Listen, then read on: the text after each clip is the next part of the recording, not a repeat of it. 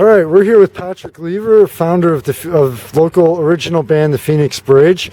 Highly suggest you check them out because, as much as the Lehigh Valley is known for its cover bands, it has a mind-blowing original scene also. Earlier this year, we did a two or three-part interview over in Fullerton. Well, this is about the new album that you guys have out. Title and brag about it. We'll start off with giving people a little teaser about it. It's Kingdom of the Sun. It's different. It's awesome. There's so many different tracks on this album that are different from each other. You've got metal, you've got hard rock, you've got soft rock, you've got arena rock, you got pretty much everything. It's like an album Neapolitan, really. It's almost like a compilation of genres. It is. It actually surprised me even how great this album is. I'm not just bragging about it because it's mine. It is especially good to have Brian Kibler back on this album. It's great to have his guitar work on it too. The quality is better this time than on the last albums. We got better microphones, better gear. I've matured. We've all matured as songwriters. So yeah, you're just gonna have to check it out. So there's multiple people that write the songs then, not just like you or one or two people. I write all the lyrics. Okay. But as far as instruments go, we all write our own parts. Okay. For the most part. Okay. Now, how did every band, even new bands, when they're done or when they're doing their first album, the next one's always in the back of their minds, or at least getting the idea for it. How did the idea for this one come about? Well, it's been in the works since. The first single for it is called Autopilot. So it's really been in the works since, I would have to say, last June. Okay. So I didn't have a title for it for a while. I was just toying with either that or Superhumanity. And we took a vote and we thought that Kingdom of the Sun would be better. Kingdom of the Sun is just a huge metaphor for rehab for me personally.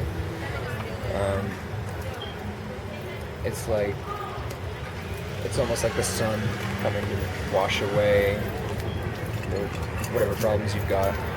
It's a hard feeling to explain, but the idea for it, the album artwork is actually a piece called The Holy Child. I saw it at the Alternative Gallery the one time. Okay. So you actually went with a local artist on this also? Yeah. We did the same thing for the Autopilot artwork. There was a piece there called, I don't remember what it's called, but it's from an artist called Chris Cash. Okay.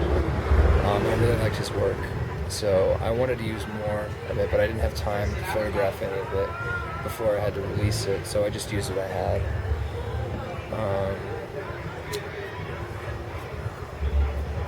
It'd be easier to go by, it'd actually be easier to go by, each song and be like, what were we thinking during that? But there's a lot of songs, so yeah, going through those would be kind of long.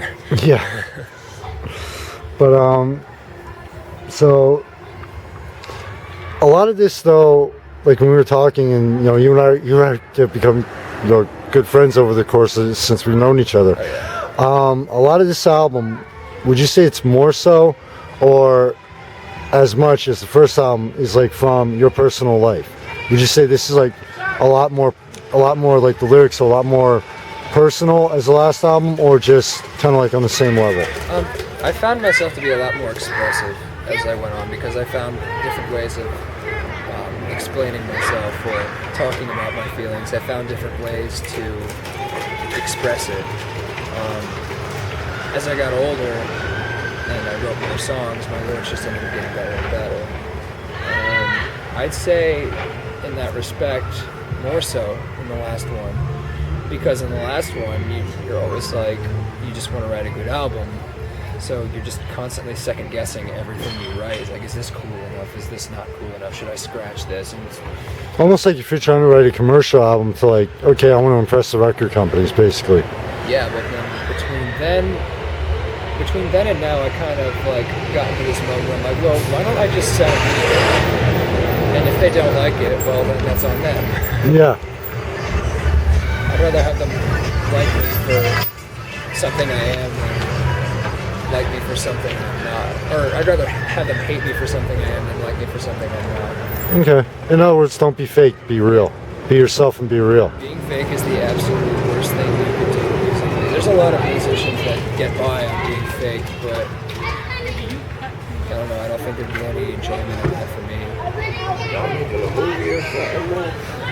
Interview for my magazine. Yeah, we're making a documentary. This is what I love. This is why I love doing it this way, though. You know what I mean? It's like, okay, well, you know, I don't care any of this out. Straight through. I love doing it this way, and people actually love it too. So now I want to switch gears. I just want to switch gears real quick. So I'm going to try and keep this short, also. Yeah. We were talking inside Mr. Dick's bar here earlier. You came up with a new genre. Yeah. Yes, I did. And it was basically, from what you told me, the Phoenix Bridge, like your sound is very hard to define. It is. It is because there's so many different styles between our songs. Like you could, there's a song on this album called Marijuana, and it's really, really harsh and heavy and loud and quick.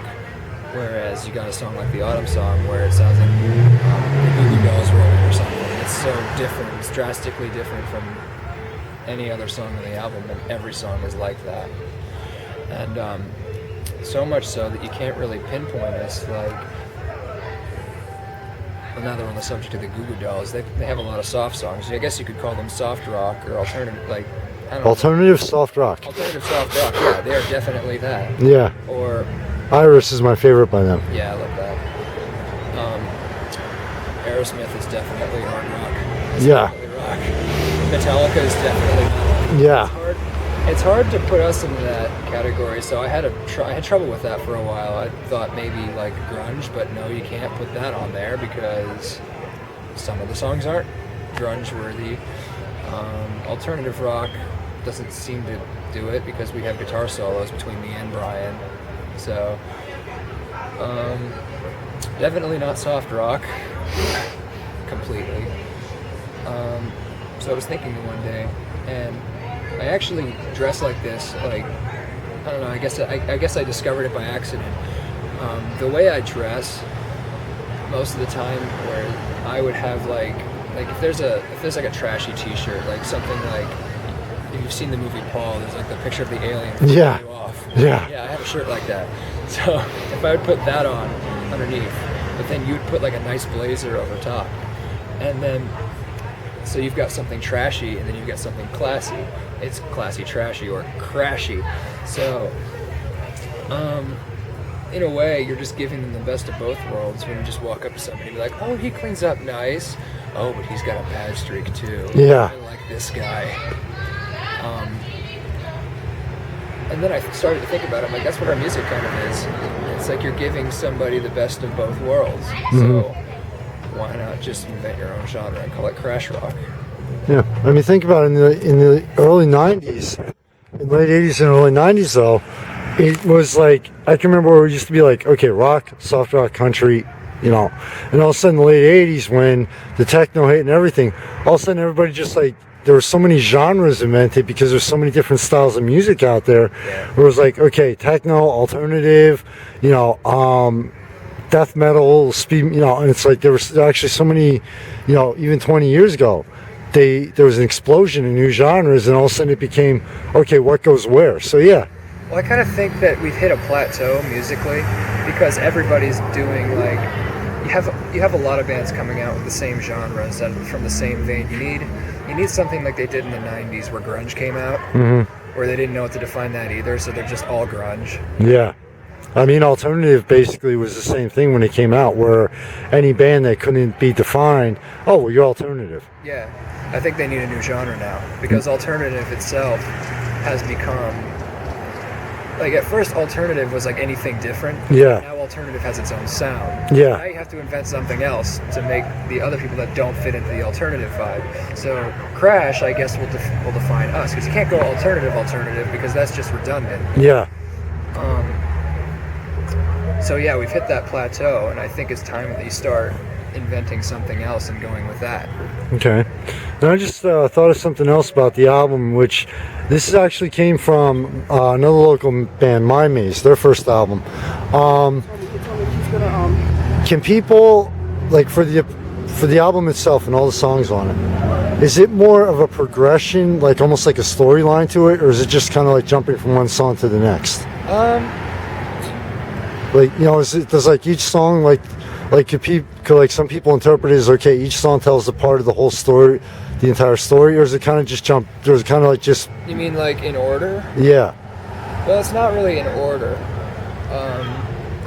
I was actually thinking about doing that with my next album. Okay. I was thinking about doing a concept album, but this one, it tells a story, but it's not in order. Okay. As far as this album goes, while it does tell a story in my own writing, its own way, I like to have so many different ways of telling it. Like, you could listen to these songs and derive like 5 different stories from it. I like songs that tell multiple Or you could easily adapt it to your own life. Yeah. Yeah, I think that's what everybody wants. Everybody wants to be able to, like, when you listen to a song, that song's not about the artist most of the time. Now it's about you. Yeah. And I want songs that are going to be able to do that. Yeah, best example that I could think of, Meatloaf, Bat Out of Hell too. Yeah. Especially songs like Objects in the Rearview Mirror and Life is a Lemon. Yeah. You know, so okay, so it's basically you wrote this one is geared towards like people saying, okay, well, oh wow, yeah, I've been through that, or I've been through something similar, and like at that it takes on a personal meaning each song versus trying to tell a story. Yeah, pretty much. Okay. I mean, if you just write from experience, I'm sure there's so many people that have the same experiences as you, so you're naturally going to come up with something like that. Okay. Well, you know how I always end in every interview. Advice to other musicians, especially like ones that might be thinking about trying to Lehigh Valley, because the reality of this area is it's actually hard for original bands in the area to get decent bookings here. Yeah. So advice to other musicians out there, even if they live in an area, you know, that's like the Lehigh Valley, where it's like the original music is kind of, oh well, it doesn't draw the crowd, so guess what, we'll go with the cover.